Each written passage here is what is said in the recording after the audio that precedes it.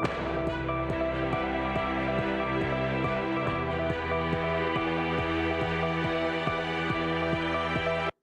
everyone, and welcome to today's press briefing on the coronavirus. I'm Donna Bush. I'm so glad that you could join us on our various channels and via Radio Cayman. We go to Pastor Joel Scott for today's prayer. Our dear Heavenly Father, we come to you in the name of Jesus, our Lord and Savior, thanking you for our beautiful Cayman Islands. May you continue to have mercy upon us as we face this pandemic. We thank you for our governor, our premier, and the government. We thank you for our health and frontline workers. We ask your protection over them daily. Lord, help us as a God-fearing people to extend love and kindness to all those round about us. May you continue to provide for those in need. We remember our children, the teachers and parents as they face this different way of schooling. Keep them motivated and receptive in dealing with this situation. In your holy name, we ask for the eradication of COVID-19, which has disrupted our lives, but we thank you for our leaders and the wisdom you have given them to lead us through these difficult times. We also remember that we have entered the hurricane season, so we ask for your protection again this year. We pray all these things in the wonderful and precious name of our Lord and Savior, Jesus Christ. Amen and amen. Praise the Lord. And thank you, Pastor Scott. We now welcome our panelists, His Excellency the Governor, the Honourable Premier, and the Honourable Minister for Health. With us in studio are the Chief Medical Officer, the Commissioner of Police, the Director of HMCI, Deputy Governor Franz Manderson, and the Sign Language Interpreter. On Zoom, we have from work the Acting Director, Jeremy Scott, Kyle McLean, the Deputy Director for Business Operations, and Diane Connolly, Director of National Training and Development, as well as Dr. Samuel Williams Rodriguez, the Medical Officer of Health. We go first to Dr. Lee. Good afternoon. There are 987 results to report today, bringing the total number of tests performed in Cayman to 20,323. Of those 987, there were 2 positives which were picked up through screening. These were asymptomatic people. The total number of positives which we've had in Cayman are now 195, with, as we know, 3 of those having been in Cayman Brac. There remain 2 symptomatic people, 49 asymptomatic, 1 person remains admitted and stable, and 143 recovered. There are 145 people in government facilities in isolation and 214 in home isolation. 4 patients were seen in the previous 24 hours in the flu clinic, but none of these were flu-related, and the flu hotline had 22 calls, 2 of which were flu-related. Today, there is a change to the discharge criteria that I'm announcing when somebody has been positive for COVID-19 disease. The timing is what's changed here, and for asymptomatic cases, only 10 days will be required in isolation, after which they will need to be tested twice for SARS-CoV-2, and then, if the tests are negative, are released as per the Medical Officer of Health. For people who have been symptomatic and been looked after at home in the community, it'll be 10 days after symptom onset, plus at least 3 additional days without symptoms, which include without fever, without respiratory symptoms, and then again the retest. This is in line, as I mentioned, with WHO, World Health Organization's guidelines, which were issued a couple of days ago. The Health Practice Commission is sending out updated guidance on medical procedures, but as you may realize, many dental procedures are actually aerosol, what we call aerosol generating procedures. That means they take parts of the of body matter and can generate clouds that can travel through the air. So they're inherently more risky procedures, and there are guidelines around doing those, but on the advice of the Chief Medical Officer, Chief Dental Officer, we still are trying to reduce the amount of aerosol generating procedures in dental surgeries. But if they do need to be performed, then there are special processes being put into place, allowing time between patients and so on for the safety of the next person and the staff involved. There is no doubt going to be a lot of questions about the antibody testing. Antibody testing for SARS-CoV-2 remains relatively experimental in the sense that we don't fully know the implications of when we have a positive result. Not only that, positive results with one test are maybe slightly different to positive results with another test, because some of the tests look at one part of the virus and other tests look at a different part. You may read in the press that one looks at the spike protein and one looks at the nuclear protein, so they're inherently slightly different. And the sensitivity and specificity, I'm sorry this is so scientific, of those two tests are slightly different. What I'm trying to say is that it is very possible that people who have tested positive for the PCR test may in fact test negative for IgG or other antibody tests. That doesn't mean you haven't had COVID-19 disease. It just means that tests are not perfect. In general, antibody tests are never a perfect science anyway, but in particular in this very new disease, they're causing a lot of scientific consternation about how best to interpret them. With the testing for antibodies has started at the Health Services Authority. People have already had their blood drawn, I'm pleased to say, and will be reporting those results in due course. Thank you, Donna. Okay, thank you very much. Dr. Lee, we're going to go straight to the Caymanian Times. Ralph Lewis is standing by with questions. Good afternoon, Dr. Lee, and thank you again for that good report. I only have one question for you today, and it's relating to the performance of the HSA. Everyone is quite pleased with how the results have gone, how they have performed.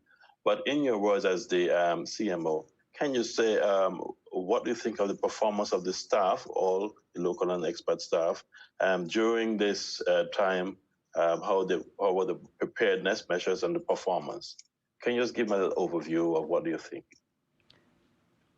Are we talking about the laboratories? The HSA in general. I can say that I have seen them working incredibly hard and actually producing results to get the hospital prepared at a very rapid rate. I've been thoroughly impressed with my colleagues there and thank them very much for what they have done. I think they're well practiced in gearing up for emergency situations. For example, the Ebola crisis, whenever there's the threat of an air accident and so on, they're used to putting things in place quickly. I think they moved incredibly quickly here, and not only that, but they took on the testing and have now become world beaters in that regard with the assistance of the Doctors Hospital, and there can be no doubt about that. Okay, thank you. So, and just to wrap up, so you would say that our quality of performance is fairly high, or quite high when compared to the rest of the world? Certainly in regards to testing, but also I think I've been very impressed with the collaboration that's happened, not just at the Health Services Authority, but between the Health Services Authority and the rest of the medical community.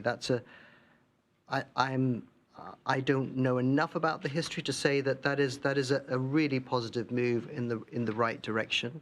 And I've been incredibly pleased to see the joint working, which has produced results such as the joint clinical guidelines on the management of COVID-19 disease and the joint clinical panel that came and presented to you. We share this information all the while between the different hospitals and the private GPs and so on. I don't think I could have really asked for a better working parameters in order to tackle this threat. Thank you very much, Dr. That's it for Dr. Lee. Okay, we go now to Kayla at the Compass. Questions for Dr. Lee. Hi, Dr. Lee. Good afternoon. As you anticipated, I have questions about antibody testing today. So we saw that, as you mentioned, HSA started testing this morning. There's also an antibody machine at Health City. Do we know when testing will start with that machine and what the timeline is there? I'm sorry we don't have a representative from there, but I know they're good to go. They have the permission to go. They could have started, and it's very imminent. Kind of, it's possibly started already. Great. And you mentioned that there's a distinction between types of antibody tests. What type is being used at HSA? Health Services Authority has an Abbott machine, and the one at Health City is a Roche machine. Okay. And what's the distinction between those types of machines? All of the different manufacturers provide slightly different reagents in order to detect things. So as I mentioned, whether the parts of the antibody response to the virus, they're all slightly different depending on the different manufacturers. Okay. And say that an individual gets an antibody test and they test positive for COVID-19 antibodies. Should they take that as an indication of some level of immunity, or is that something that is still unproven? It is, I mean, a lot of people are saying it is likely to, a lot of doctors are saying it's likely to be an element of immunity. It's not, we are not seeing a huge number of reinfection from SARS-CoV, so we know that it's rampant in some countries, but we're not seeing a lot of people presenting again and again. We would do if there was no immunity from it. However, how long that immunity lasts and whether a positive IgG test means that you're immune or not, those sort of very basic questions we don't know the answer to. So we don't feel that it can be used securely to say, if you've had it, you know, you can enter a ward full of patients without any protection. We would never do something like that or recommend something like that. Okay. And I think that sort of explains the difficulty of trying to develop vaccines too, because you have to answer all of these questions, and it's not a straightforward process. Yeah, I mean, we've seen some countries exploring the possibility of an immunity passport, but it sounds like that's something that we can't rely on at this point. Correct. And I wanted to also touch on plasma treatments for COVID-19. Do these antibody testing machines enable us to be able to explore that avenue of treatment should it become necessary? Yes, it does. I mean, you need to determine that somebody has raised antibodies, otherwise using, and one of the tests in particular demonstrates, it's recommending that if you reach a certain antibody level that you can detect that person's plasma would be good use, for want of a better phrase, to help treat somebody with COVID-19 disease. So yes, that area is being explored, and again, then more information will come out, but yes. Okay, thank you, doctor. That's all for me. Okay, thank you, Kayla. Dr. Lee, Wendy at CNS has a few questions for you. Wendy, please go ahead. Thanks, Donna. Actually, Dr. Lee, I only have one. It's just to follow up really on something the Premier said last week about circling back to retest frontline workers and essential workers. Will we still be sticking to the numbers that you give us or the numbers that are released publicly as being individual people, and that we won't be counting people who are retested? No, you're seeing some people that are retested. You're not seeing, for example, you wouldn't, if somebody was being retested for who had been positive, and they're being retested on as an exit from, being released from lockdown, you won't see those figures. But if they're being retested for a new reason, you will see those figures. So within those figures of 20,323, there are some people, and that's a lot of them will be healthcare workers who've been tested more than once. Okay, so each time we test them, we're testing them for a new reason. We're testing them to see if they're positive on that occasion. So you couldn't say, you couldn't divide 65, you couldn't put 20,323 over 65,000 and say we have tested that amount of the population categorically, right, because some of those are doubles, yes, or trebles or quadruples. Okay, so is there any figures in that case of the actual percentage of the population of Grand Cayman that's now been tested? given that that's no longer a people figure. That can be determined from the access database, but there are limits to how much manipulation of the data I'm able to provide, because we just are somewhat limited in our capacity for answering some of these questions. Okay, thank you. That's all I have. Thanks. Okay, thank you very much, Wendy. Dr. Lee, thank you very much. I'd like to now call on Commissioner Derek Byrne.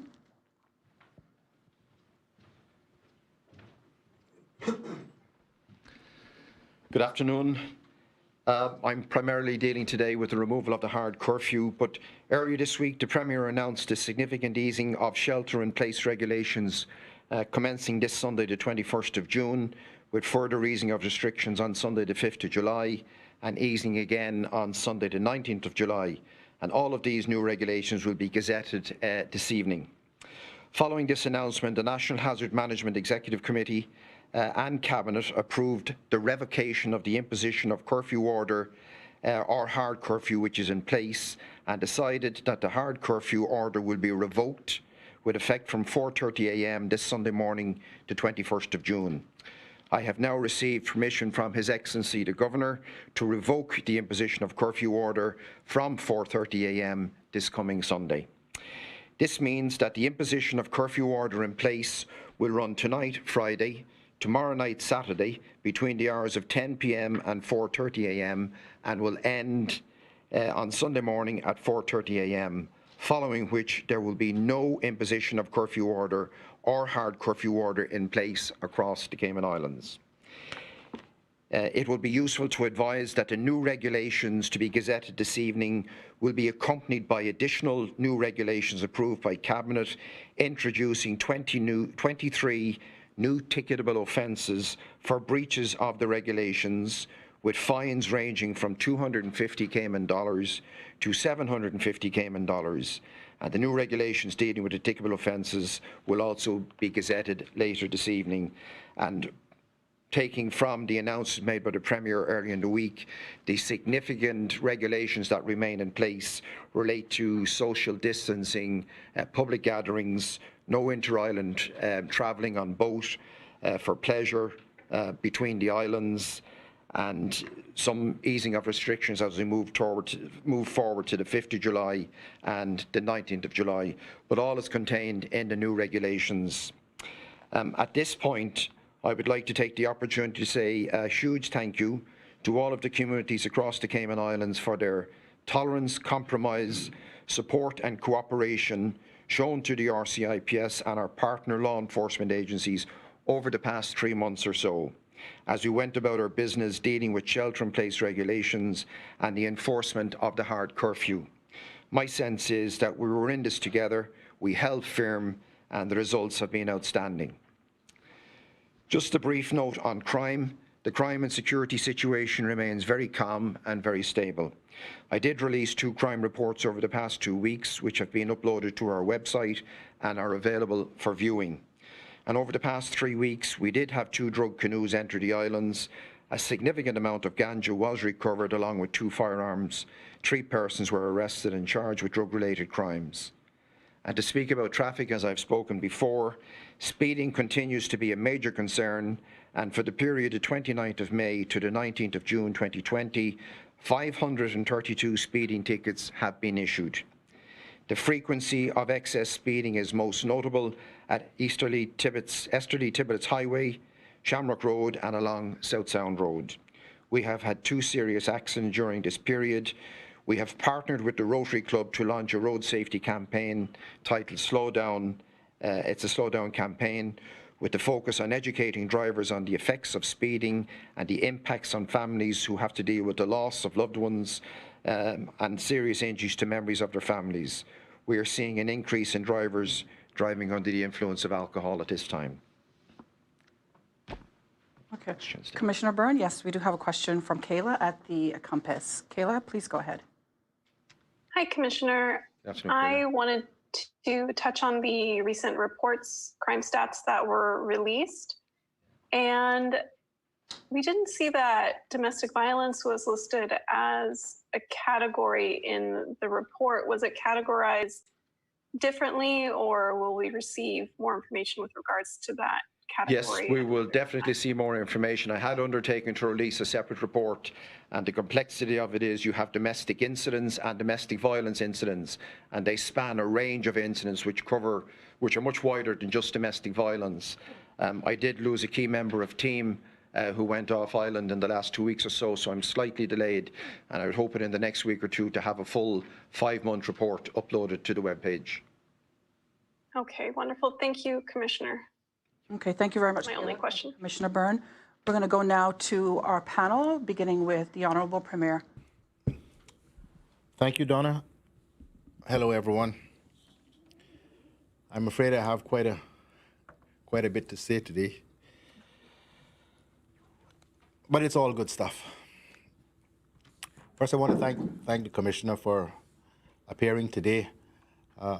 Probably one of his last appearances here, at least in the capacity of dealing with COVID-19 issues. I want to thank him and his team for the incredible job they've done over the course of this most difficult period.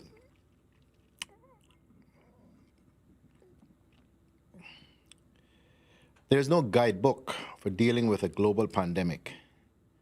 Like all other governments around the world, the Cayman Islands government had to quickly make decisions and tough choices to protect our population from COVID-19. At the end of March, the country took an aggressive approach to stop the virus in its tracks by implementing regulations that limited human interactions and movement. This was achieved through what has come to be called a soft and hard curfew. To most of us, the past 3 months probably seemed like an eternity. During the restrictions, we had to make provisions for allowing exceptions in essential services to continue. This is where a special team came into the picture to determine who qualified for an exemption under the regulations. This special team was referred to in the public health regulations as the competent authority. This team, also known as the Curfew Time Team, was led by Chief Officer Eric Bush, and the country owes them a great debt of gratitude. During the shelter-in-place regulations, which began at the end of March, curfew time was introduced to facilitate essential businesses. It also helped to navigate circumstances that were not specifically spelled out by the regulations. There was also no guidebook for curfew time. Faced with a hugely challenging situation, the Curfew Time team handled it with efficiency, grace, and ingenuity. The team grew from 2 to 12 people in the space of a week, working through 16-hour days and initially 7 days a week to handle the volume of requests sent to the Curfew Time email inbox.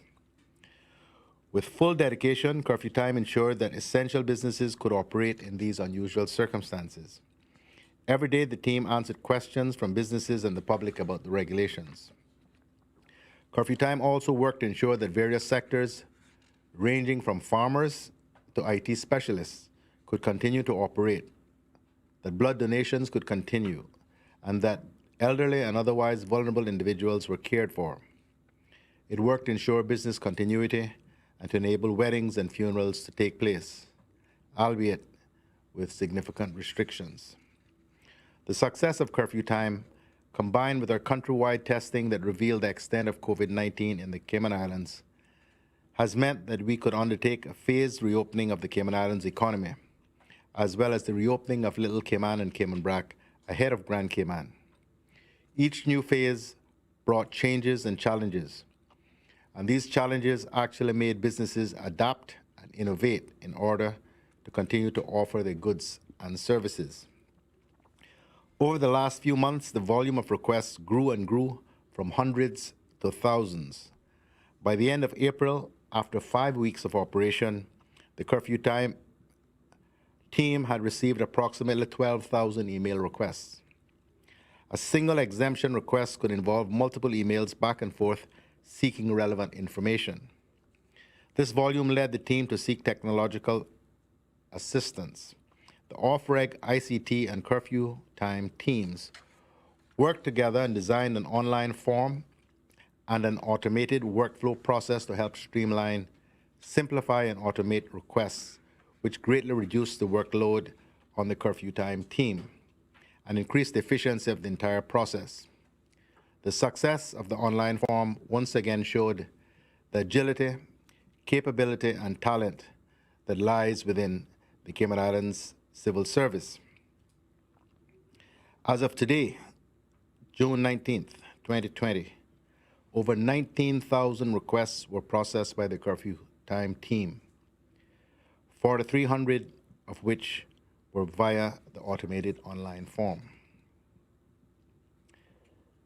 I am confident and delighted that government's decisions, strategy, and the sacrifice of so many have paid off. On Sunday, we will be lifting the vast majority of the restrictions that were required to get us to this point. We have avoided the tragedy that has played out in so many other countries, but we need to remain vigilant. Now that all curfews, hard and soft, and with it, curfew time, come to an end, I hope everyone will join me in commending the curfew time team for the vital role they have played in our country's immensely successful strategy to prevent, suppress, and control the spread of COVID-19 across these beloved Cayman Islands. They have done an amazing job. The team members, in alphabetical order: Andrea Famo, Ashlyn Gubalt Ebanks, Ivana Martinez, Kendra Okonski, Shanique Seals, Shushan O'Connor, Stacey Sibersma, Tashina Rickfield, Christika Ebanks.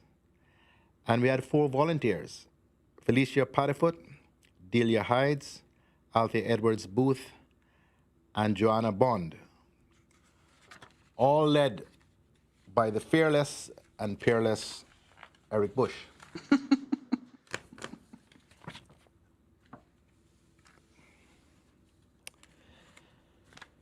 This week, our community celebrates major strides to contain and suppress the spread of the COVID-19 virus locally.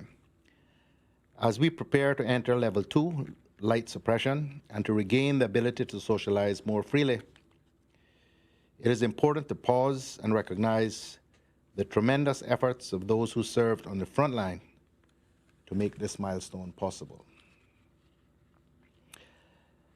As Premier, I want to take this opportunity to publicly acknowledge the men and women within the public service who have toiled relentlessly to carry out the government's policy decisions and to faithfully serve the people of the Cayman Islands. It is due in large part to their courage and professionalism that it has been possible to maintain steady progress in the fight against COVID-19 and indeed to reach this particular point today. Just over 3 months ago, as the pandemic swept towards our shores, we called upon the men and women within our public service to see these islands through this crisis, which is of unrivaled magnitude in the history of these islands. They mobilized swiftly to activate our emergency operations and implement government's policies to slow the spread of the deadly virus. Even when very little was known about the virus and how it spread, Customs and Border Control officers welcomed thousands of returning residents and bid farewell to guests.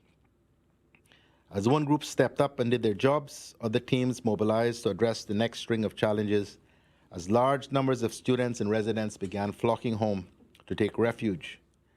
And anxieties arose within the community that this might hasten the spread of the virus locally. Teams gathered and within 24 hours went through iterations of innovative solutions. The result allowed us to temporarily transform hotels into isolation facilities, thereby relieving the pressures on families who were receiving loved ones from abroad, and allowing public health to focus their monitoring and testing capabilities to highly centralized locations. Where the virus had breached our borders and was silently threatening to replicate itself in every district across our community, diverse public health professionals joined forces with the HSA and began the laborious process of contact tracing, which has to date resulted in the daily monitoring of almost 200 COVID-positive persons, contact tracing for hundreds more who were potentially exposed, and raised the alert for those persons who were either unable or unwilling to maintain the quarantine.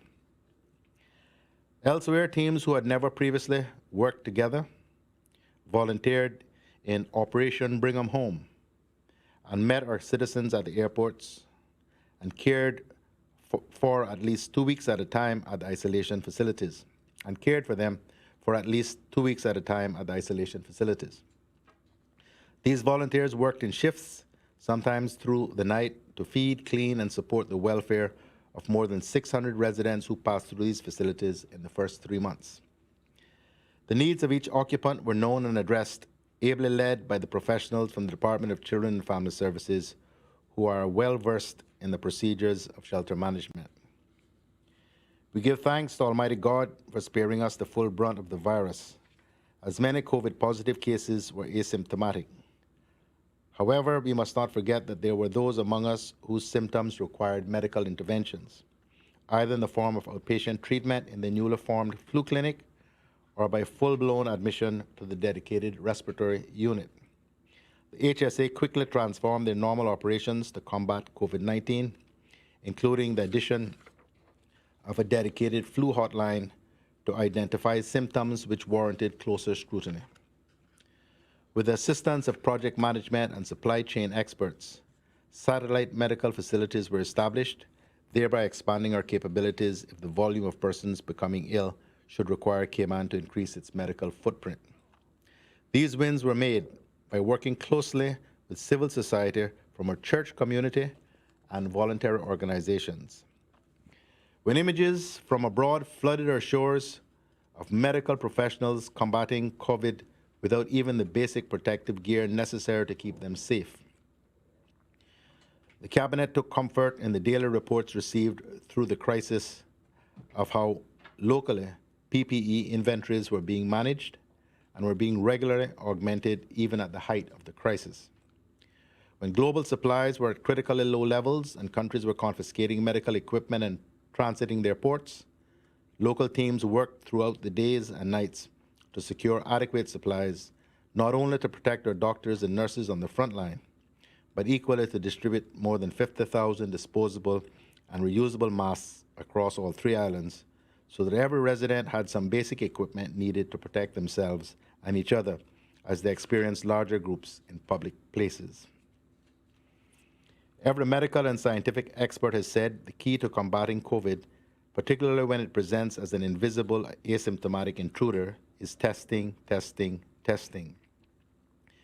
HSA's public health teams, joined more recently by medical professionals from our private sector, have undertaken more than 20,000 COVID screenings, almost 1/3 of our population. The Cayman Islands now ranks 3rd, soon to be 2nd, in the world for testing per capita, and is currently expanding capabilities to also conduct antibody testing.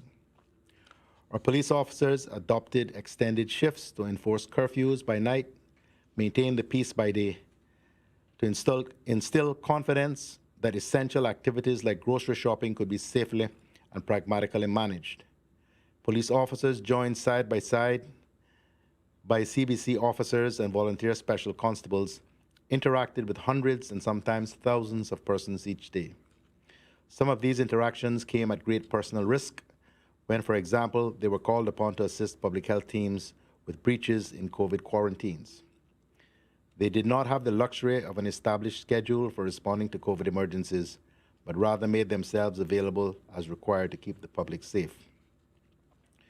Whilst contending with unprecedented demands for their services, some of the men and women on the front line have also had to make a difficult call to isolate away from their families. By reducing the risk of accidental transmission to their own households, they maintained a singular focus to holding the front line and keeping Cayman safe.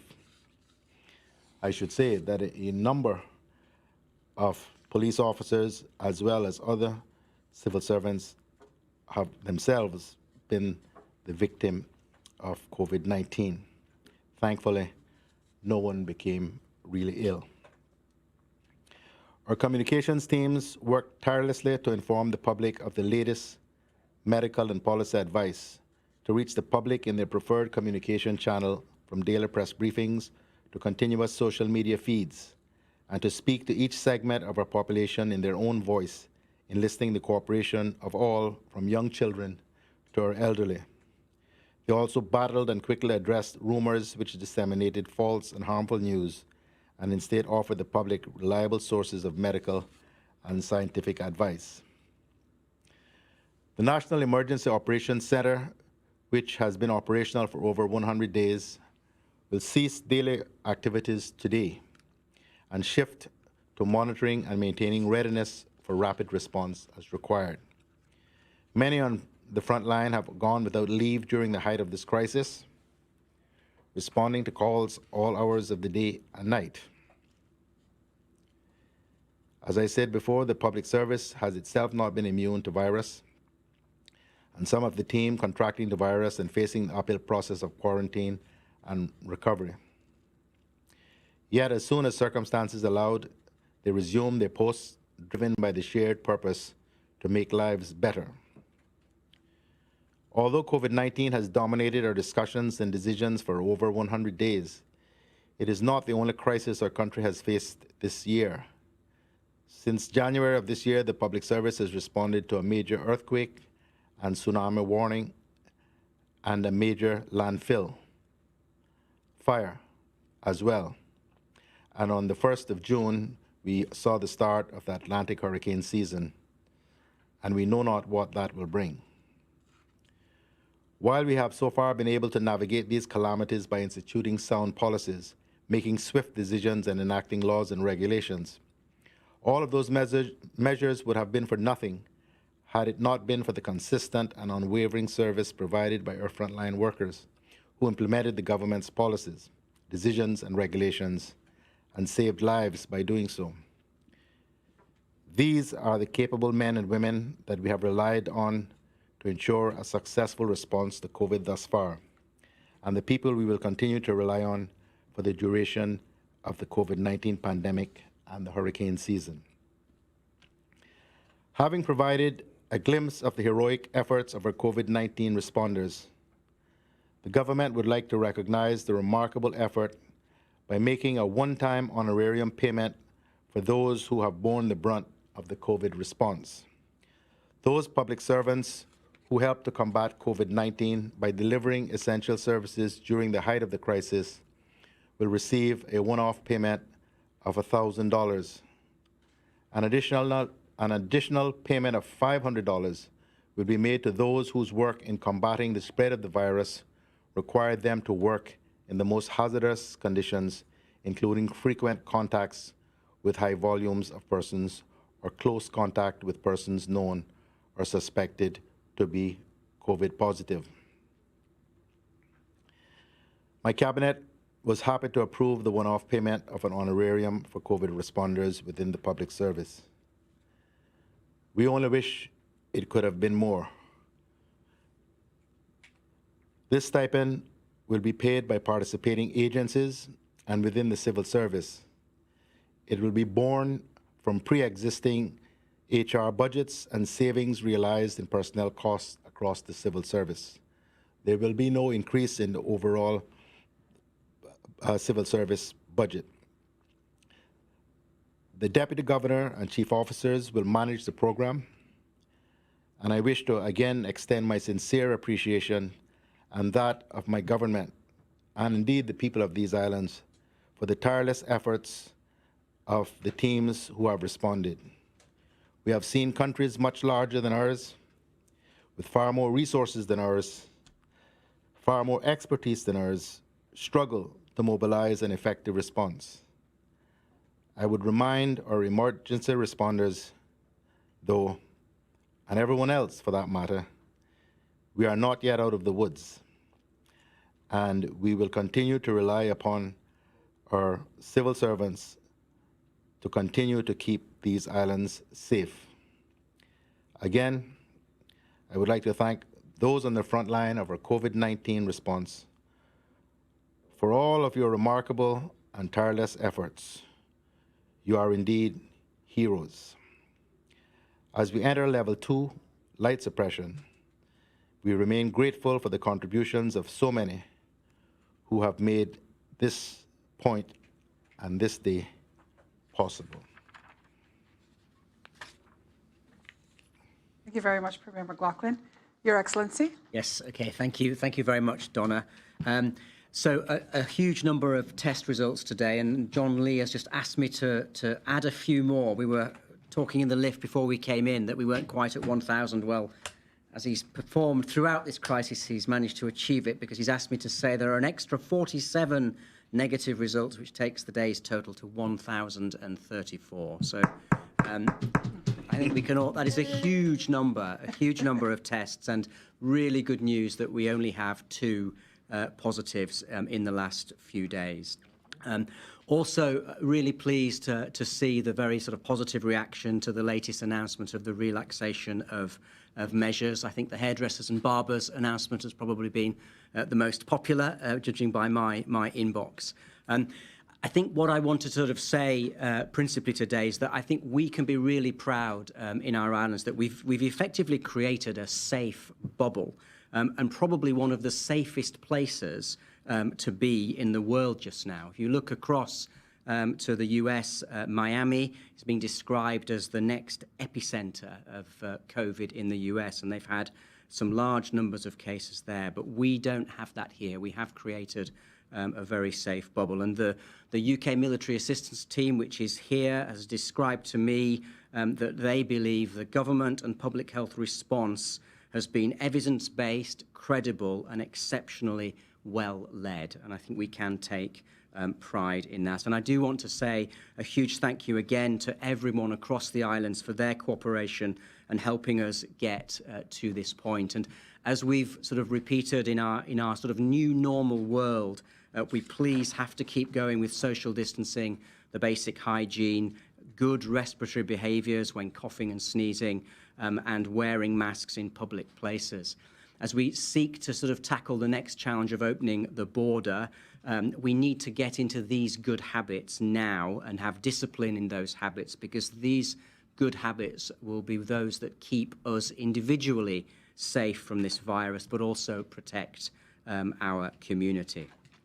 Let me also add my very positive welcome for the Honorarium for frontline workers. I'm really pleased to see this. I think it's absolutely right that we recognise the hard work of so many people on our islands on the front line. And let me say again as well to the Police Commissioner, thank you particularly to all of your police officers, the CBC people who've helped you, and the special constables, because we really do owe you a particular debt of gratitude. On BA evacuation flights, I have a couple of announcements to make. So first of all, the flight to Chennai, India will go on sale on Monday. Those who have registered with the travel helpline will be sent details of how to book before the flight is later opened up to others. And a reminder that this flight is for people travelling to India, and passengers must hold an Indian passport or a valid overseas citizen of India card in order to book a seat. And so again, no need to contact my office on this flight. Details will be shared with the individuals on Monday. I also want to just add that we are working very hard to try and find a solution for the Nepalese citizens who have approached us wanting to depart. We are making some progress and we'll share details just as soon as we can. I'm also pleased to announce today that we are planning to run British Airways flights to the UK on the 31st of July and the 28th of August. These flights will primarily be for students who are going to the UK to attend school and university. And again, there's no need to ring in and contact my office about those flights because just register on the helpline if you have not done so already. I've also been asked to point out that there is a flight on the 24th of June to Cancun from Grand Cayman. That's taking back Peruvian and Mexican nationals on Wednesday, the 24th of June at 7 a.m. This has been organised by a private individual, and details will be on my social media pages later. And finally today, I just want to brief you all that we've agreed to a request by the US Customs and Border Protection to station an aircraft here next week. Now, we wouldn't normally announce this, but because of COVID-19, we think it's important to reassure the public. So this aircraft will be conducting surveillance and doing counter-narcotics and security work in the region, working with our own ICIPS Air Operations Unit. We will be fully managing the COVID risk, and the crew will simply go from the airport to their hotel, or will be tested before arrival. So the COVID risk is being managed. But this is a very strong signal of our cooperation with the US on security, and they're one of our key partners. So we're very pleased to be able to agree to that US request. Thank you. Thank you, Your Excellency. Honourable Minister of Health. Thank you, Donna, and good afternoon, everyone. Upper Father's Day weekend. Grand Cayman, Cayman Brac, Little Cayman, and our Caymanian diaspora listening. We heard Premier's overview, and I just want to add my thanks to Commissioner, to the police, volunteers, CBC staff, the Deputy Governor, Attorney General, Danielle, Hazard Management, CMO Dr. Lee, GIS staff, the press, the listeners. Also want to thank our host, Donna, for putting up with us. Also want to thank the Civil Service support staff, the Health Ministry, the Acting Chief Officer, last but not least, the leader of our country, my friend, Premier. And thank you all very much. As Premier said, no one could plan for what came upon the whole world, and we handled it so well, and now is admired by most. In my utmost respect for all fathers who stand committed to their responsibilities, but more so to the men and mothers who have played dual roles and still produce contributing citizens of this country. In May, we had Mother's Day, and most were restricted and could not visit their mothers physically because of the COVID-19. In no disrespect to any father, I personally ask if you have mothers living on this Father's Day who played a critical role in your upbringing to call or visit them and give them a great big Father's Day hug. Scripture reading for today is Genesis 2:7. Then the Lord God formed the man of dust from the ground and breathed into his nostrils the breath of life. The man became a living creature. The nation's first Father's Day was celebrated some 110 years to date on June 19th, 1910, in the state of Washington. However, it was not until 1972, 58 years after President Woodrow Wilson made Mother's Day official, that the day honoring Father's Day became a nationwide holiday in the United States. Let me give you a bit of history on this. The campaign to celebrate the nation's fathers did not meet with the same enthusiasm, perhaps because, as one florist explained, fathers haven't the same sentimental appeal that mothers have. On July 5th, 1908, a West Virginian church sponsored the nation's first event explicitly in the honor of fathers, a Sunday sermon in memory of the 362 men who had died in the previous December's explosion at the Fairmont Coal Company mines in Monaga. But it was a one-time commemoration and not an annual holiday. The next year, a Spokane, Washington woman named Sonora Smart Dodd, one of 6 children raised by a widower, tried to establish an official equivalent to Mother's Day for male parents. She went to the local churches, the YMCA, shopkeepers, and government officials to drum up support for her idea, and she was successful. Washington State celebrated the nation's first statewide Father's Day on June 19th, 1910. Slowly, the holiday spread. In 1916, President Wilson honored the day by using telegraph signals to unfurl a flag in Spokane when he pressed a button in Washington, D.C. In 1924, President Calvin Coolidge urged state governments to observe Father's Day.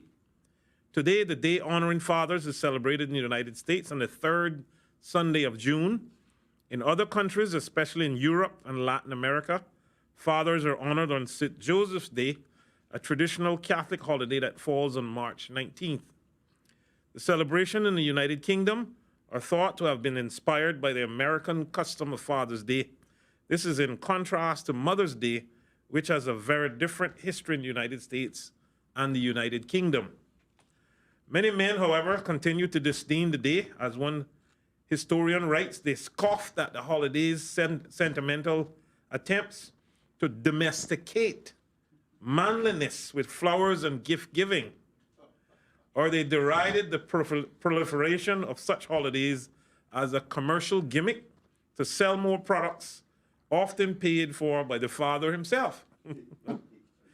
During the 1920s and 30s, a movement arose to scrap Mother's Day and Father's Day altogether in favor of a single holiday, Parents' Day. Every year on Mother's Day, a pro-parent days group rallied in New York City. Central Park, a public reminder, said Parents' Day activist and radio performer Robert Spear that both parents should be loved and respected together. Paradoxically, however, the Great Depression derailed this effort to combine and decommercialize holidays. Struggling retailers and advertisers redoubled their effort to make Father's Day a second Christmas for men, promoting goods such as neckties, hats, socks, pipes, and tobacco, golf clubs, and other sporting goods and greeting cards. When World War II began, advertisers began to argue that celebrating Father's Day was a way to honor troops and support the war effort. By the end of the war, Father's Day may not have been a federal holiday, but it was a national institution. In 1972, in the middle of a hard-fought presidential re-election, Richard Nixon signed a proclamation making Father's Day a federal holiday at last. Today, economists estimate that Americans spend more than $1 billion each year on Father's Day gifts. Premier, you may be fond of this. Mr. Harry C. Meek, member of the Lions Club International, claimed that he had the first idea of Father's Day in 1915. Meek claimed that the third Sunday of June was chosen because it was his birthday. It would have been more natural to choose his father's birthday. The Lions Club has named him originator of Father's Day. Meek made many efforts to promote Father's Day and make it an official holiday.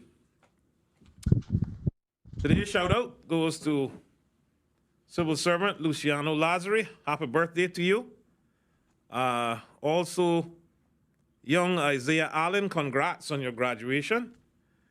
CIFA, the Cayman Islands Football Association, and the National Cayman Islands football teams, they heard the call from us and they're going to donate blood to the blood bank.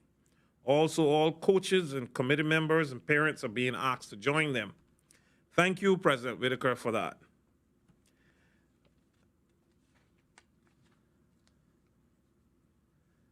Also, I wanted to note that for the avoidance of doubt, for additional guidance around child care, summer camps, vacation Bible schools, and the reopening of churches, and also the framework for restarting sports on July 19th, please go to the government website on exploregov.ky/coronavirus. exploregov.ky/coronavirus. It's very important for persons who are seeking additional information in those areas. A lot of people calling and asking. I think it would be good if everyone could go on there. On various radio stations at 6:59 p.m. each evening, listeners have heard a short tribute to frontline workers, followed by the sound of conch shells being blown by Mr. Ray Banker and Mr. Deal Ebanks. As many of our older folks would know, conch shell horns have a distinctive sound and were frequently used in days gone by to get the public's attention or to make important announcements. During this COVID-19 pandemic, that tradition is being revived in a new way and for a noble purpose. I'm pleased to announce that the Cayman Islands government is offering a series of ringtones for mobile phones, which features the sound of the conch shell against a musical background and which the public can download for free and put on their phones as a show of support to frontline and essential workers. Most people have a cell phone, and we all know someone on the front lines, whether a family member, a friend, or a neighbor, that deserves to be acknowledged for the great job they've been doing in these unusual and trying times. Downloading a ringtone is a fast, easy, and effective way to give them your support and thank all essential workers for the huge sacrifices they continue to make to keep us all safe during COVID-19. The ringtones were created from the sound of conch shells being blown by Ray Banker and Dee Lee Banks and were musically produced by local musician Benil Miller. These ringtones are unique to Cayman and are authentic and entertaining. There are 3 toe-tapping melodies to choose from, one in soca, one in pop, and one in trap music, which I understand is currently popular with young people. Whichever style you happen to prefer, I encourage you to pick up your favorite tune and save it to your cell phone. The ringtones are entirely free to the public and can be downloaded from the coronavirus website at www.gov.ky/coronavirus. And to give you an idea of what they sound like, let's take a listen to one of them.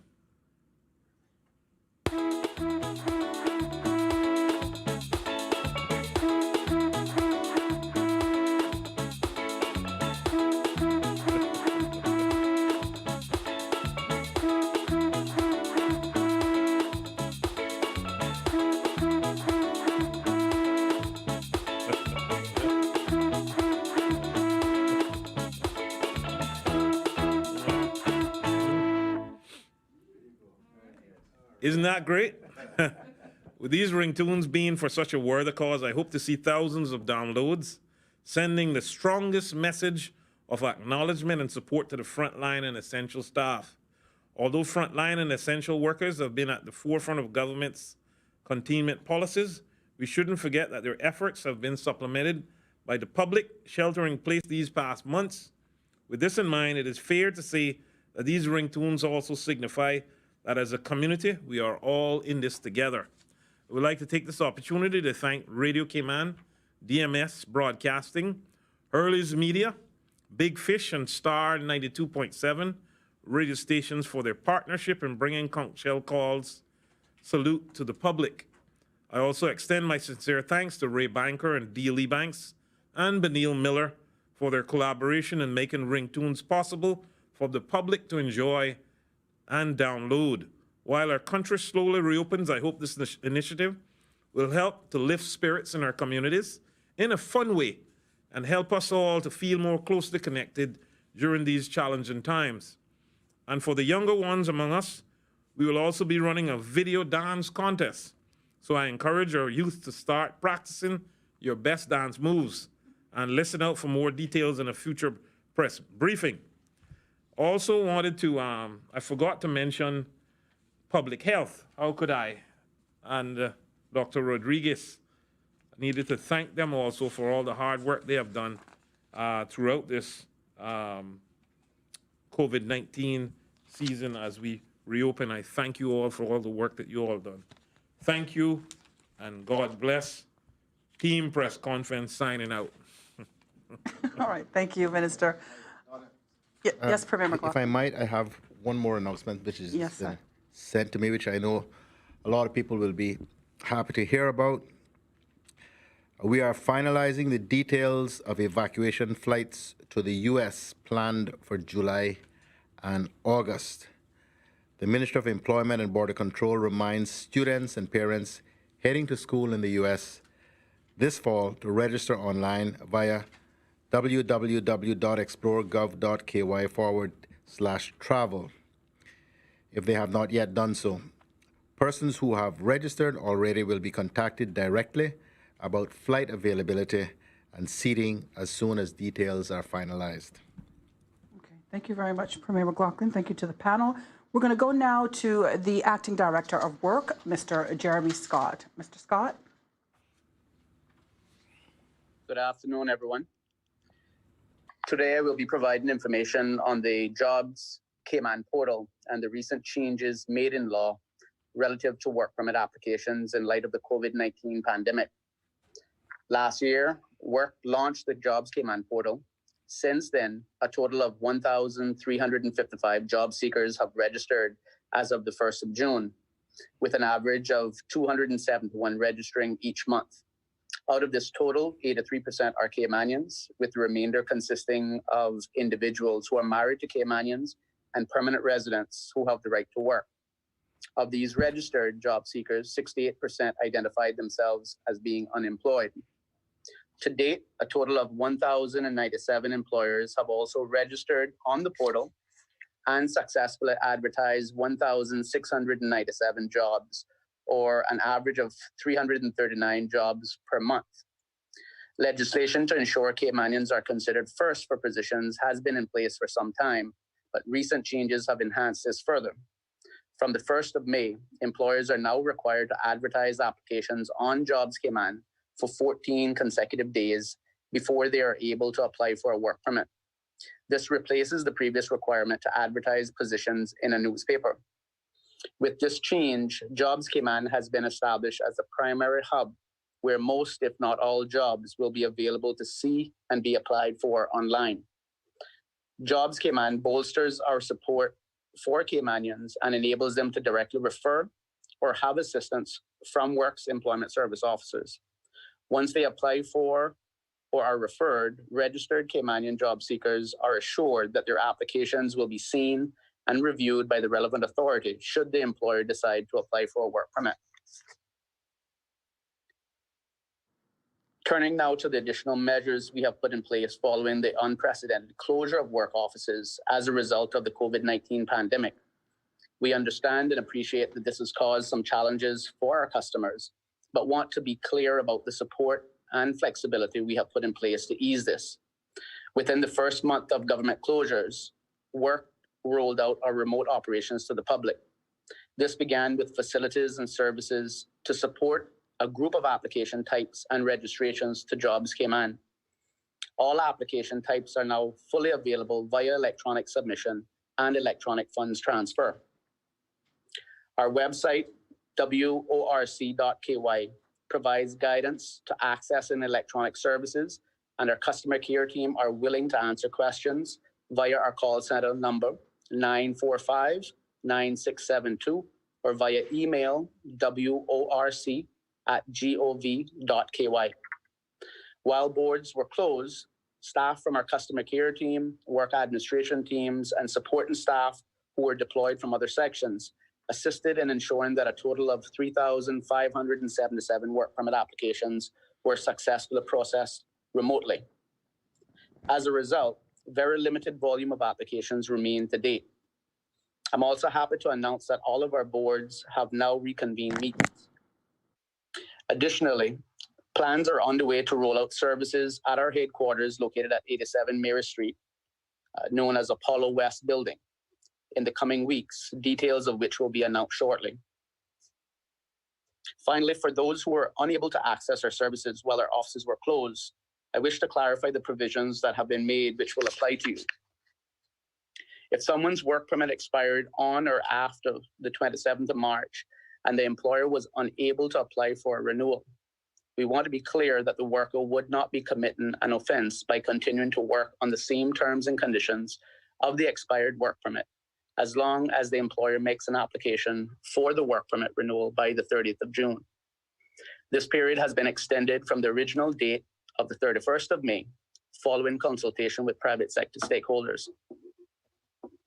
If expired work permits are not renewed in accordance with new provisions outlined by the 30th of June, employees who continue to work will be in breach of the law, and both the employer and employee will be liable to fines of $5,000 or to imprisonment for 1 year or both. Where a worker's final work permit of 9 years has expired and an employer was unable to submit a renewal of the work permit after the 27th of March, the worker is able to continue to work under their existing conditions until the 1st of August 2020. Employers are not required to complete an application or pay a fee to utilize this permission in law. Understanding that there exist at times barriers to matching job seekers to jobs based on a variety of factors, the department is continuing to assist via programs and partnerships with industry stakeholders. If permitted, I will ask Diane to provide an overview of these programs and opportunities that Caymanians would find beneficial in search of employment. Good afternoon, everyone. First of all, I'll start with our Ready to Work program that has been relaunched. We've had quite a response in this last week. We've had over 130 participants inquiring about the program.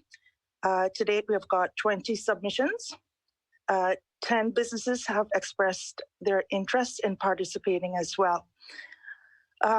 Just an overview again, this is a program that is geared towards Caymanians 17 years and older. It is a 2-week employability 101 training, followed by a 6-month placement at a business. Some of the areas that enrollees have expressed an interest in are accounting, administration, architecture, banking, clerical, construction, computer service, data entry or filing, driver, HR, receptionist or secretarial, and sales.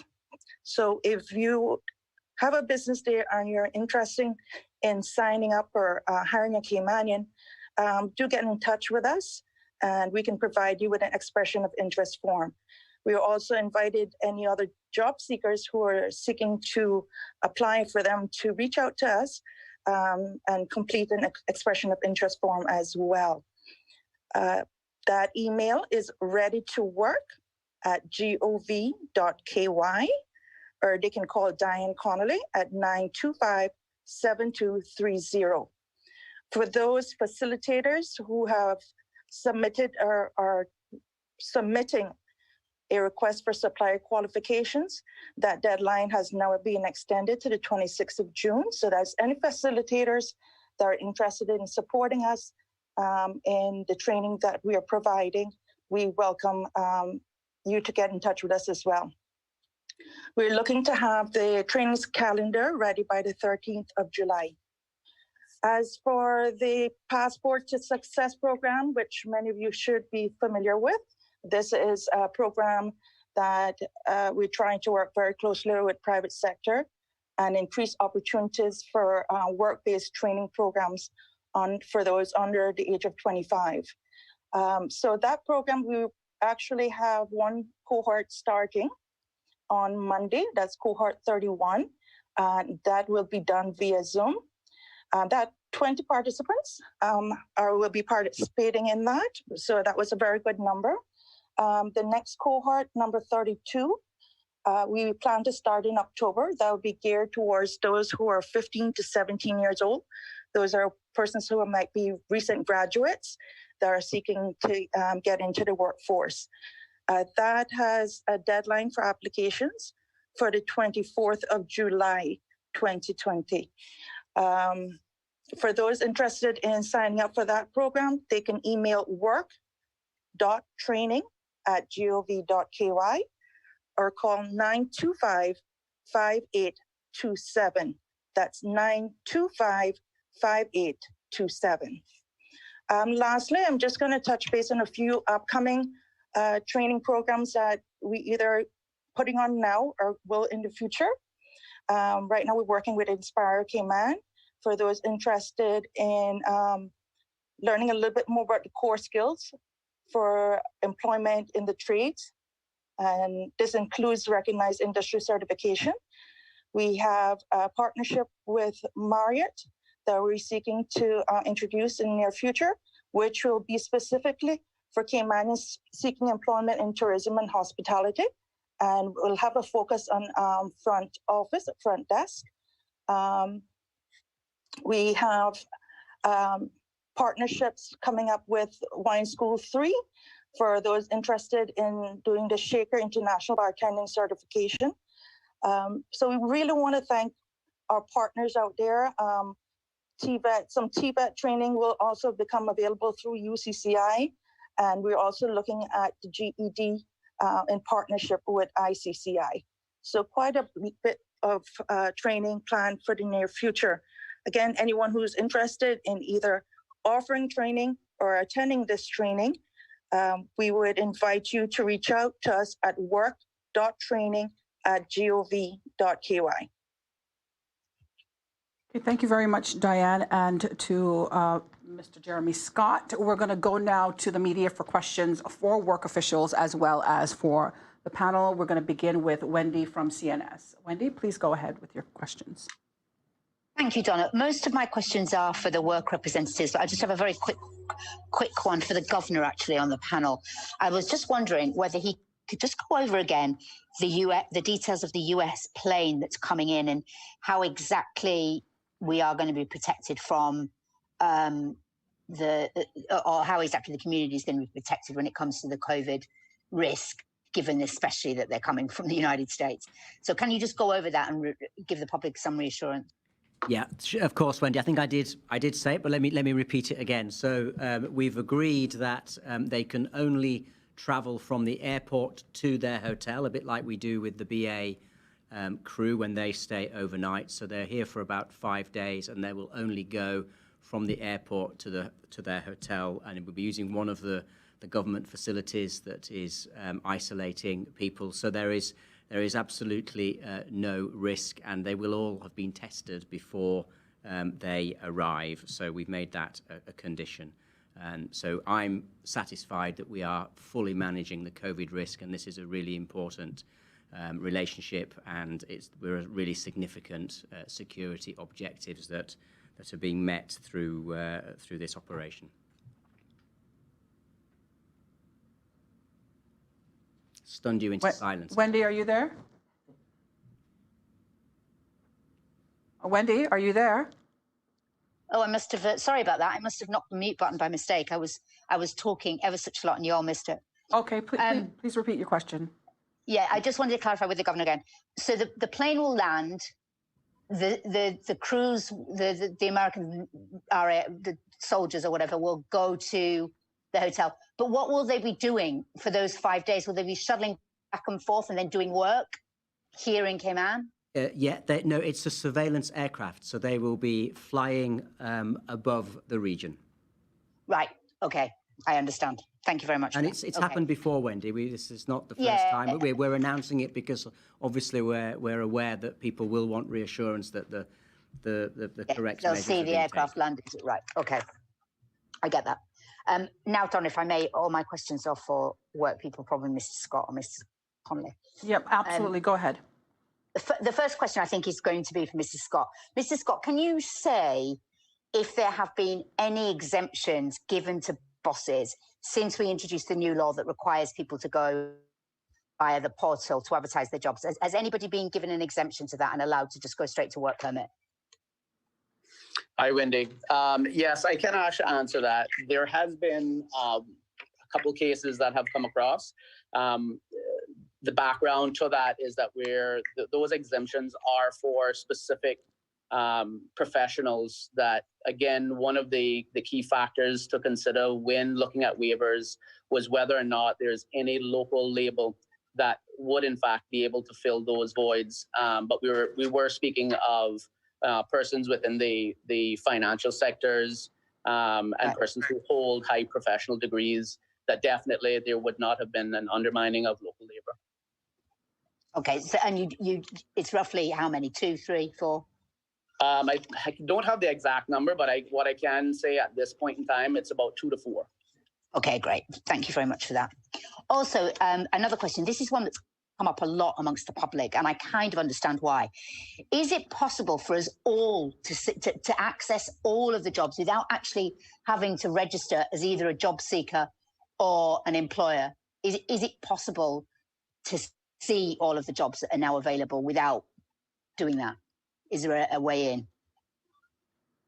Yeah, so Wendy, as far as I understand, there has to be registration. I do know that there was a back and forth as to whether or not there was a capability to view jobs without registration. But as far as I know at this point, registration would be required. But I can actually verify that and communicate further with you.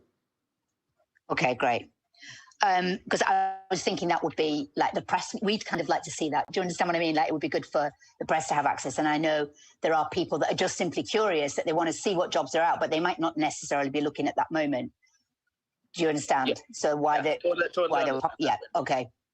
Okay. I'm guessing from the numbers that you gave earlier that since the new law, there must have been around 300 to 400 people that have registered looking for jobs. Is that about right? Yeah, Wendy, I would actually say it's probably more than that. I know a single exercise that was really compensated for job seekers who had limitations, where we went out on the front line with NAU as well to assist.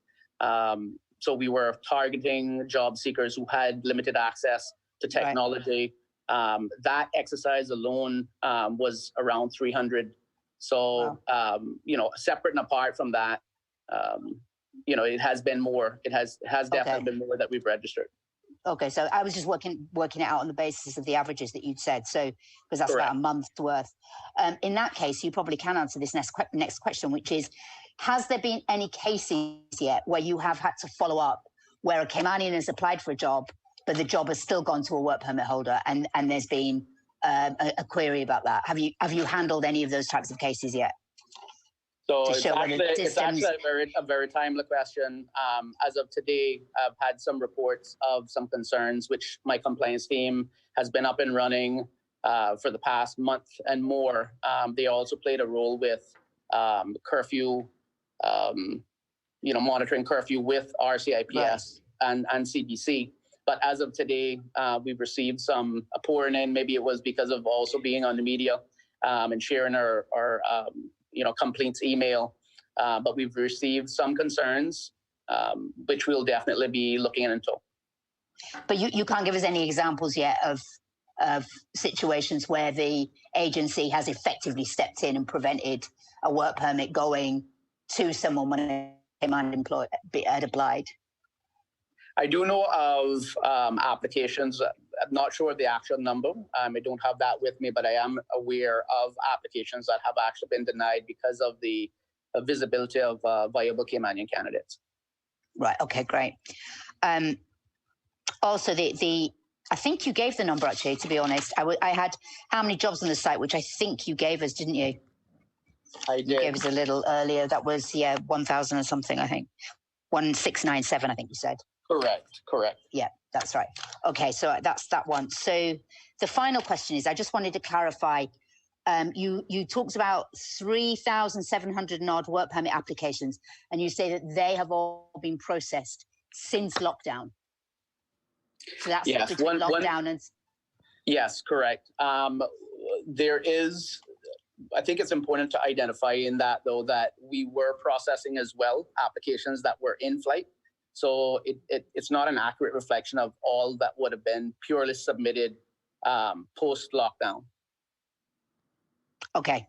So that, yes, right, I'm with you. There were already pre-applications. And also, just to clarify, to make sure I heard you right, all of the boards, so that means the permanent residency and Caymanian status board are now sitting as well?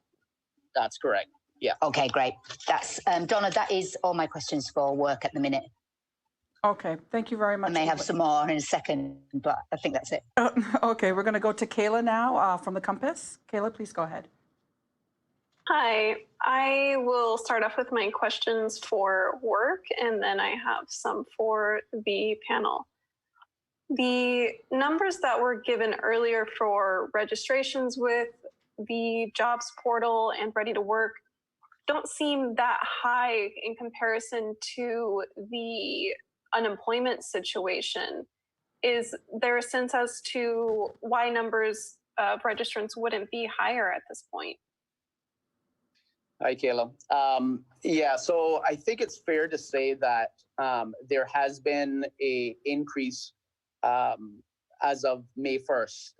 Again, one of the driving factors of that is we did roll out registrations early on in the year, but one of the main factors to take into consideration at this point was that as of the 1st of May, there was a guarantee that all jobs would have in fact be registered on the portal. So we've definitely seen a major increase as of the 1st of May that reflected that change in law.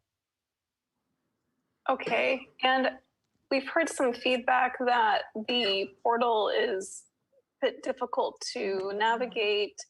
Are there any improvements there, or you know, what has been the feedback that you've received in terms of user friendliness? Okay, Kayla, I'll turn it over to Kyle to assist with that answer. Good afternoon, Kayla. Yes, we do recognize that there are some challenges accessing the site, and not so much accessing the site, but rather navigating through the site. And we have received a lot of feedback, and what we have been notifying the public of is we have a lot of information that is available on our website, which is work.ky, worc.ky, and there's a lot of information on there.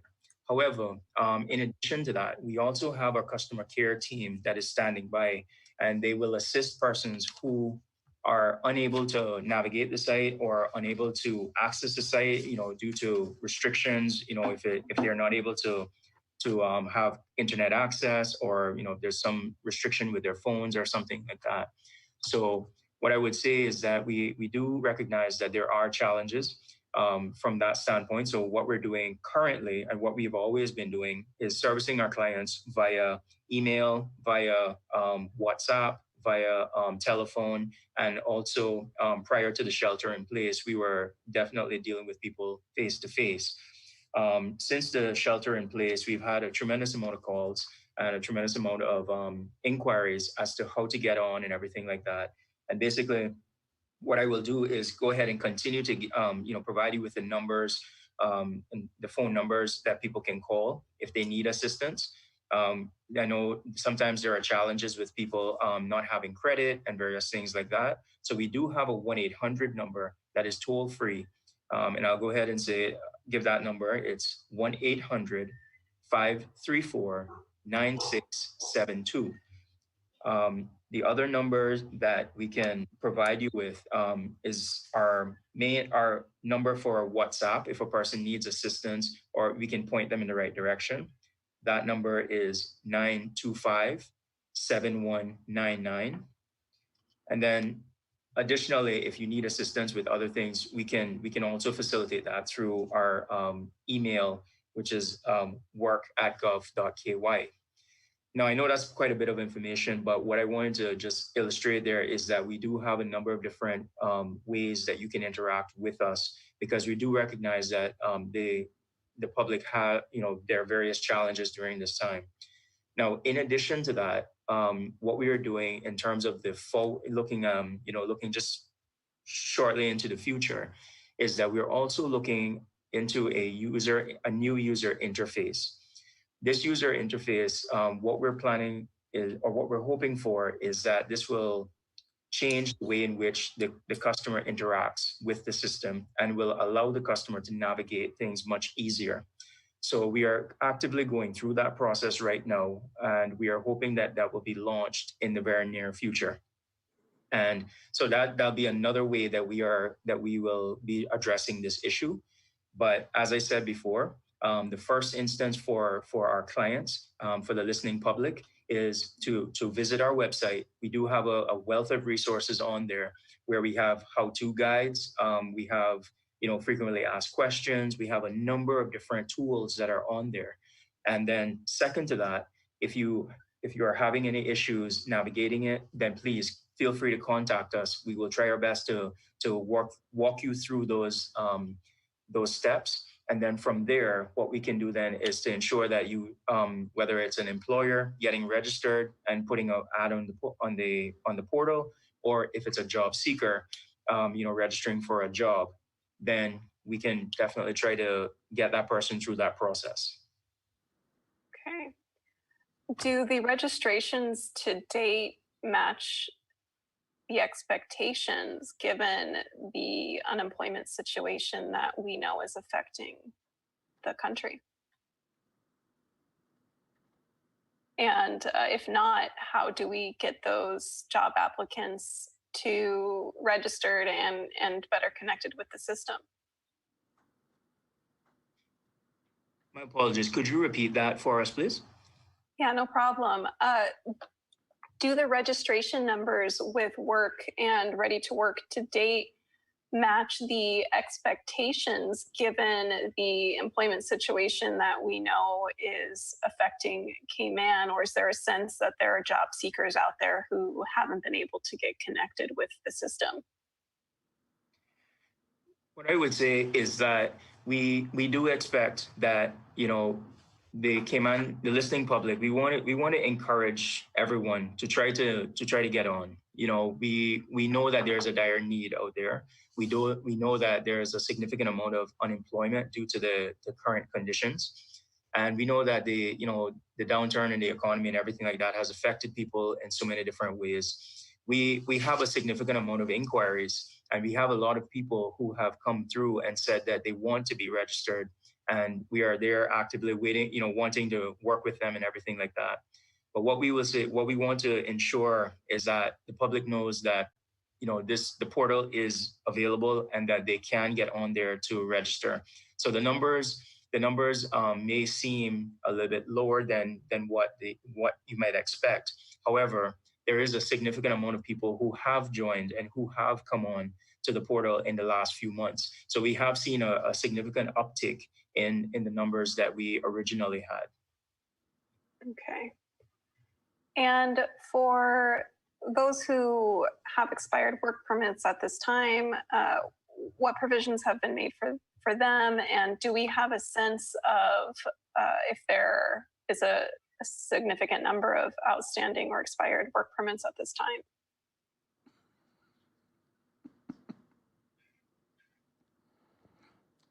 Hi, Kayla. Yeah, I think it's actually fair to say that there are quite a few. I mean, we're talking about, if we also look at canceled work permits, we were close to about 1,500 cancellations within the period of April to current. And there are a lot of expired work permits, but I think it's important to identify that at this point, we have provided for persons with expired work permits that in fact are waiting for renewals, or we're waiting for opportunities to submit renewals with the or for the employers to submit renewals. We have to appreciate that we've given them until the end of the month. So we're actually seeing quite a large volume of submissions now that deadline is actually coming up, and we are closely monitoring those expired work permits and comparing them till the end of the month.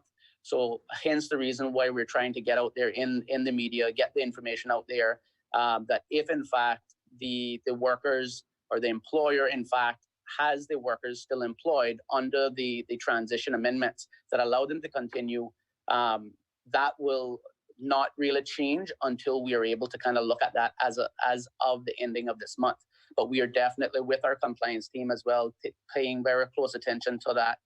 We know that we've had some calls in relation to, with businesses or agencies that are just kind of getting back on their feet, and they've been managing clientele, who are waiting on them to make these submissions and so forth. One of the information that we wanted to pass out there is, we want them to get the submissions in as quick as they can.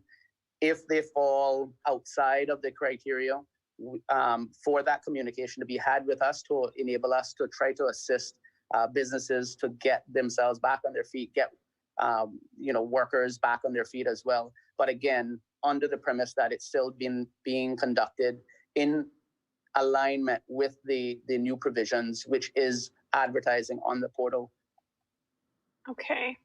And we're hearing that quite a few work permits are coming back as deferred. Can you elaborate on that situation?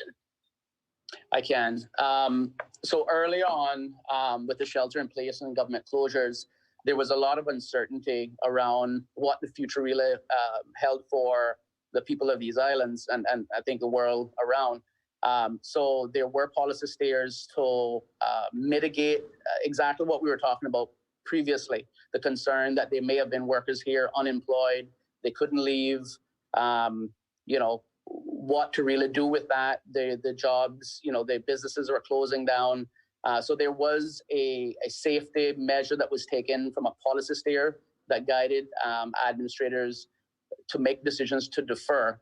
So we do have a number of deferrals that were still pending, but as of last week, we've taken an action plan in addressing those deferrals and treated that as a special project because I think it's fair to say at this point in time the economy is getting back on its feet. Businesses are reopening now, so we have taken the proactive measures to get those applications processed in a timely manner. Okay. I have lots of other questions for work, but I'll move on to the Premier and Governor and so the other reporters get some time to ask their questions. I wanted to touch on the Premier and the Governor's comments from earlier about the good job that's been done thus far. And, the Governor described Cayman as being in a safe bubble right now.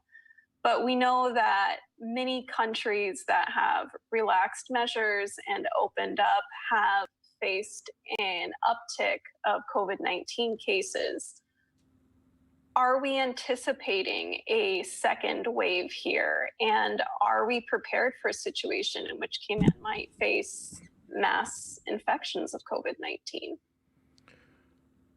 Well, the first thing I'd say is we never had a first wave. We can hardly describe 193 cases as a wave, and we've managed those incredibly well. The reason why we have been so cautious, some will say overly so, and why we are still being very cautious despite the very good results, is because we are determined to avoid the possibility of significant outbreaks which force us back into a shutdown again. For many of the countries that are struggling with this, they shut down too late and reopen too early. And those are some of the lessons that we have learned. And that's why we are still being very cautious, particularly with respect to mass gatherings of persons through the end of August, end of July and into early August, because we are still conscious that while the virus is still present, there is always that possibility that it might take off again. And Premier, you had mentioned in the previous press conference that if everything goes to plan, we're still aiming for that September 1st reopening for international travel. And when we look to our neighbors, they're not necessarily doing well and probably won't be doing too well by September. How do we navigate that when there is still increasing cases in, for example, the United States, one of the main tourist markets for our island? The way you would handle a sea urchin, very carefully. The thing is that this is a moving, or the date is a moving target. We have to fix a date, and we have to have something to work towards. And so we're working towards the 1st of September, but as you just pointed out, the way this pandemic is being managed in other countries is not doing us a great deal favors. I mean, it is now looking like Florida is going to be the new epicenter of the virus in North America. And of course, we'd like to joke that, you know, Miami is a suburb of Cayman, you know, so that's the place that we go to for just about everything, the place we jump off from to go to most places in the world. So we are still actively researching, looking at what's available in terms of quick testing and safe means to bring people back here as tourists and not have to detain them for a couple of weeks while we determine their COVID-19 status. That's not going to work as part of a tourist welcoming plan. So, you know, I wish I had answers, but nobody in the world does, quite frankly, at this stage. We are still looking at every possible angle, researching every possible lead we get as to how we can safely reopen. But as I've said from way back, as long as the virus is raging around us, it is going to be very, very difficult to open the borders to regular tourist traffic. We do believe that we can, with proper planning, reopen to persons who have homes here, like second homes here, and who want to come back. We're certain we can manage that sort of a situation and that sort of risk. But commercial traffic, much more difficult because of the sheer number of people that we're talking about. And so far, the unavailability of reliable, quick testing as a means of reducing or managing the risk, because you don't eliminate it. But we're working on all of those angles, and now that we have we believe the local pandemic, the local epidemic, you know, under control, you know, government can throw more of its resources on trying to find a way through this, because we can't keep the borders locked down forever. Otherwise, we'll starve to death in the process. And I just have one last question before I let you go. You mentioned earlier, Premier, that we are now in hurricane season. How likely is it that Cayman would be able to organize evacuation flights if a storm comes our way in coming months, given the current air travel situation? Well, those we've become experts at evacuation flights, subject only to being able to get the people to the places they need to get to. But we'd certainly be able to get into the United States, get to the UK. Some other places are not so willing to accept persons in the present situation. So I think we're all privy and painfully aware of how hard it's been and how hard it still is to get nationals returned to many of the countries because of concerns still about the COVID-19 virus. So, but in terms of our ability to mobilize, we can do that. It's the other bit that proves more difficult, you know, getting acceptance of the flights by the countries we're trying to get the people to. Thank you.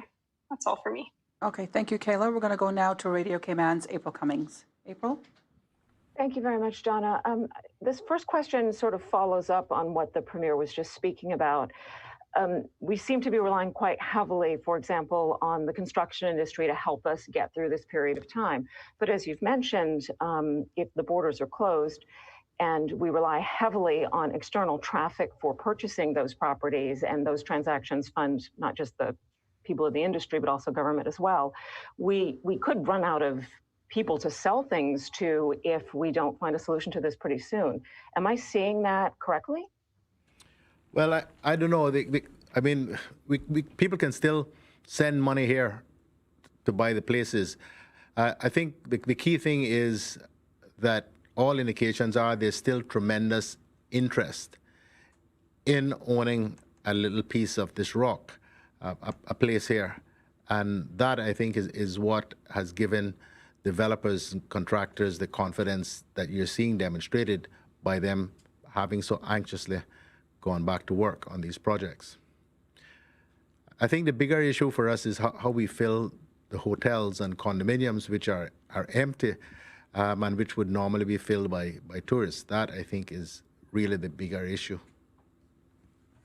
Thank you, sir. The other question is a bit different, but as I was listening to the folks from work speaking, as I recall, the job advertisements that traditionally were required for the newspaper, which are now as part of the portal, provided a significant amount of funds over the years to keep the journalistic enterprise alive.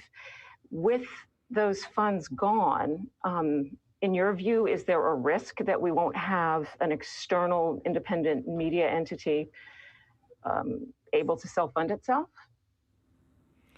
Well, it's not gone. There's no prohibition against advertising in any media jobs. It's just that the mandatory requirement is that you must do so on this portal. I do hope that it wasn't principally advertisements for jobs that kept media houses going.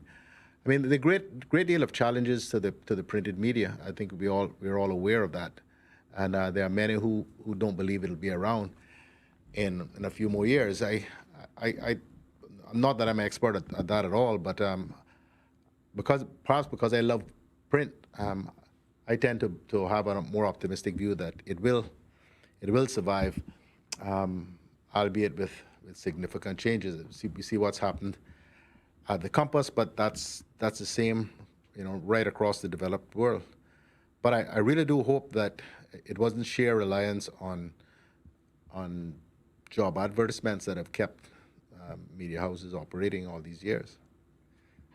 That said, we've already seen the demise of, for example, Cayman 27. So, and I'm not casting judgment necessarily. My question is really just around a concern that independent media in a market this size clearly struggles, and that was a big chunk of their revenue. And I can't see most companies, unless they're just wonderful human beings, spending money when they don't have to for something. So I just was curious about your thoughts about that. Based on the premise that having media is important in the country just to keep us all accountable. Yes, and of course, any media that is reliant on government to survive is really not independent media. So I think we got to bear that in mind. I mean, Cayman 27 survived, quite frankly, for years because they just didn't pay the regulatory fees and so forth that they were required to pay. I think that a way has to be found. I mean, of course, the easy thing is for say government step in and subsidize these places, but then of course you lose your independence, or at least the perception is that you lose your independence. So I think that Cayman is big enough, wealthy enough now to support media. I just think more innovative means have to be found to ensure that it can be funded by consumers. I don't think that's something that government can fix without, of course, it being perceived that the government is controlling the media. Thank you very much for that. I just was interested kind of, in how you saw the situation, being as it is an important role. Okay, April, is that it for your questions? We're going to go now back to Wendy from CNS. Wendy, please go ahead. Thank you, Donna. I just wanted to follow up on one question, which I think is really going to be for Mr. Scott. Is there anyone at work that's actually doing the matching up between job seekers and jobs that are coming onto the portal? Or is it entirely down to the job seekers to do their own look-in? Hi, Wendy. Really good question. I think I can answer that twofold. One, the system in itself allows independent job seekers to actually see the jobs that are posted and apply for them. On the back end, the administrators or boards are able to identify that there had been a Caymanian who had vied for that post. But in addition to that, at times an administrator or the boards will lean on employment service officers as well, who may in fact have some of those candidates as clientele. So there's a variety of interaction and dependencies that come out of that relationship. Okay, so there is, if you, those that are seeking help can ask for it, and they will get assistance to be matched up to existing jobs. That's correct. I mean, Right. there are other categories. So you can be an independent job seeker, a job seeker plus, and have as a job seeker plus that provides you with additional support from employment service officers, and job seeker extended. Yeah. Okay, great. Thank you, Mrs. Scott. Appreciate it. Thank you. Thank you, Donna. Okay, you're welcome. We're going to go back to Caymanian Times, Ralph Lewis, for a final question. Ralph, please go ahead. Good afternoon, members of the panel and members of work, and thank you for your presentations. I just want a quick comment for the Premier, and then I'll go to Mr. Scott. I thank April for bringing up that question a short while ago, and it's a topic I didn't want to really address, but just to make a comment that timing is everything, and I understand technology and the need to help Caymanians find jobs. But certain changes need to be timed so it doesn't affect the private sector. And as one of the owners of a media company, in a crisis, it's rather challenging to find other sources of revenue when no one has a business to run. So the timing of the changes sort of put a damper on the efforts of the private sector, in this case, our business, to operate. However, I do believe that there is a way of getting things done, and we're already looking into strategies on how we could reinvent the wheel or diversify our revenue sources to make sure that free media is in Cayman, whether in print or online. And I'm sure in a couple of weeks you'll hear some plans coming up. But just to say that that's something I wanted to comment on. I'll go down to Mr. Scott. Ralph, just a moment. Yes, go right ahead. Yeah. The Premier didn't bite on that, but I just wanted to say, and maybe I'm throwing things out there, but I still see people, companies advertising in print. As I love print myself. Well, I wondered, I don't think that there's a merit system in terms of employers who go the extra mile in trying to ensure that they hire a Caymanian, not only on the portal, but if they also advertise in print also, if they would get any merit for that. So that was something as I heard the discussion, is something that we could probably look at in terms of, or have a discussion around in employers who go the extra mile, ensuring that if they find Caymanians, put it in different medias and print, etc. I thought would be a good way of still keeping some of this business going and alive. Just a thought. I appreciate that. I appreciate that, and yes, we could talk all afternoon on this, but I'm aware of the listening public, and they want to hear something more about work. Mr. Scott, thank you for your presentation. A number of the questions were answered. We've heard the Dr. Lee say that the HSA has done a wonderful job. We've heard the Premier applaud his staff, and I'm sure the Governor would agree as well. It sounds like we have a lot of talented and hardworking Caymanians in our workforce. And the challenges of finding jobs for these people seem to be something that is not happening, and it's just so difficult. So my question to you, if you can tell me, what are some of the challenges you think that will exist in trying to really find jobs for Caymanians? You know, now we've launched a website, a portal, and we're trying to train up Caymanians for the roles. Yes, what are the challenges you see coming forward that will allow those Caymanians to really get jobs? Yeah, Ralph. Hi. Thanks for that question. I think it's important to identify that we are.